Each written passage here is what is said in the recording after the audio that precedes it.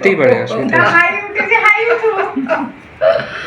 আসলে এটাই সত্যি কথা। তো আমরা এরকম ভাবে ক্যামেরার সামনে থাকি না, তো তাই এইটুকু আয়োজন করতে পেরে বেশ ভালো লাগছে। হ্যাঁ, আর একটু অন্যরকম আয়োজন, মানে আমরা খিচুড়ি ভোগটাই দিই।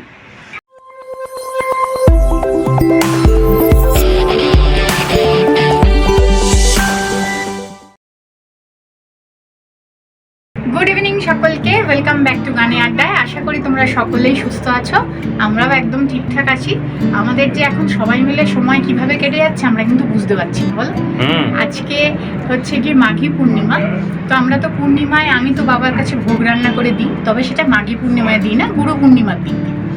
তো এবার যেহেতু মা আর মানি আছে, তা আজকে আমরা একটু বিকেলবেলা এই 3:30টার সময় পূর্ণিমা লেগেছে, তারপরে আমার তো নিরামিষের সমস্ত আলাদা বাসন কোসন আছেই, আর ওরাও যেহেতু আছে, একটু বাহুবলও আছে, তাই সবাই মিলে একটু লুচি, সাদা সাদা আলু ফুলকপির তরকারি, আর তার সাথে একটু ক্ষীর, এটা বানিয়ে একটু ঠাকুরকেও দেবো।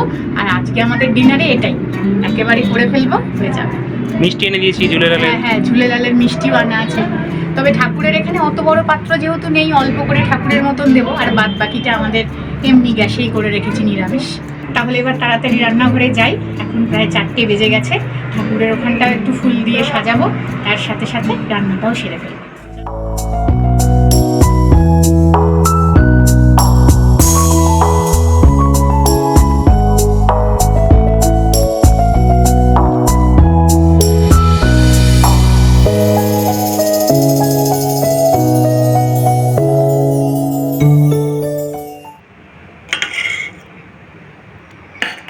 ক্ষীর হয়ে গেল?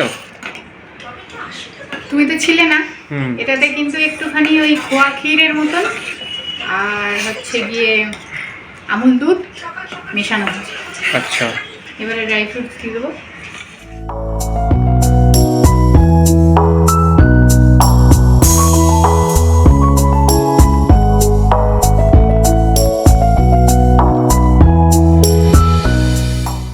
কি মাখছো মা এখানে? এটা ময়দা দিয়ে মাখি পূর্ণিমা, তো ঠাকুরকে একটু শিল্পী করে দেবে। বিয়ান পাশে বসে আছে, আমরা একটু করি, ওই তো প্রত্যেকবার একা করে সব কিছুতে।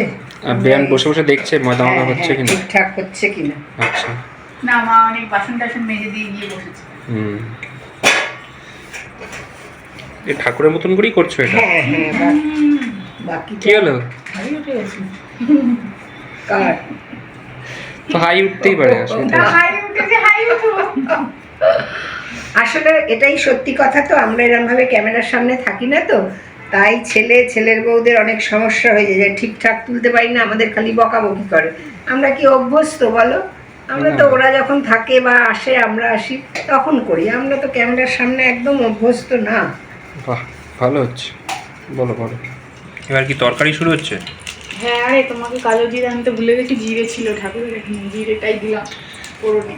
আচ্ছা, আর আনতে বললাম শুকনো লঙ্কা, আনলে কাশ্মীরি লাল লঙ্কা। ওই তো বলে না, দুটো একলো। শুকনো লঙ্কার গন্ধ এটা আসবে, এটাতে তো রং হবে, অতটা ঝালও হবে না, কিন্তু গন্ধটা আসবে কি দেখি। লঙ্কাগুলো কিন্তু বেশ বড় বড়, তাই না? দেখতে ভালো লাগলো আমার, এটাই হাতে শুকনো লঙ্কা নিয়ে নিলাম।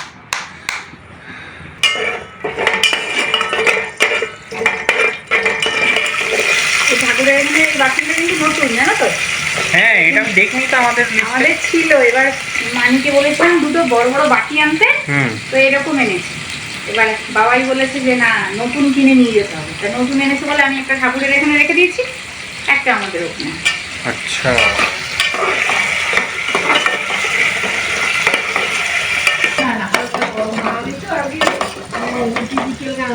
খাবার দেখি খেতে দেরি হচ্ছে, রুটি করে রেখে দিচ্ছি, কিন্তু ওই শীতকাল। তরকারি অনেকটা হয়ে গেছে না গো? একটু একটু সিদ্ধ হবে। আচ্ছা, হাওয়া দিচ্ছে, সাবধানে।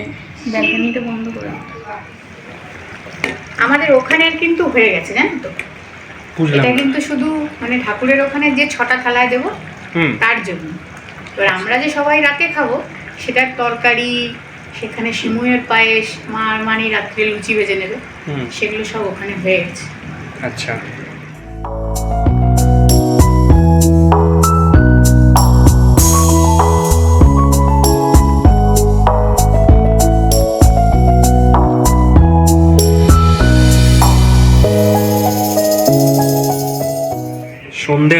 এদিকে লুচি ভাজার কাজ চলছে চাকি বেলনিতে।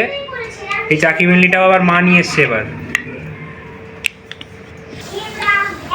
বাহ, এই তো ভালোই ফুলছে। হুম, বাহ। সবগুলো ফুললেই ভালো। এই তো এটাও সুন্দর ফুলেছে। 13টা হয়েছে। লুচি চলে এসছে। হ্যাঁ, সার্ভ এখনো হয়নি।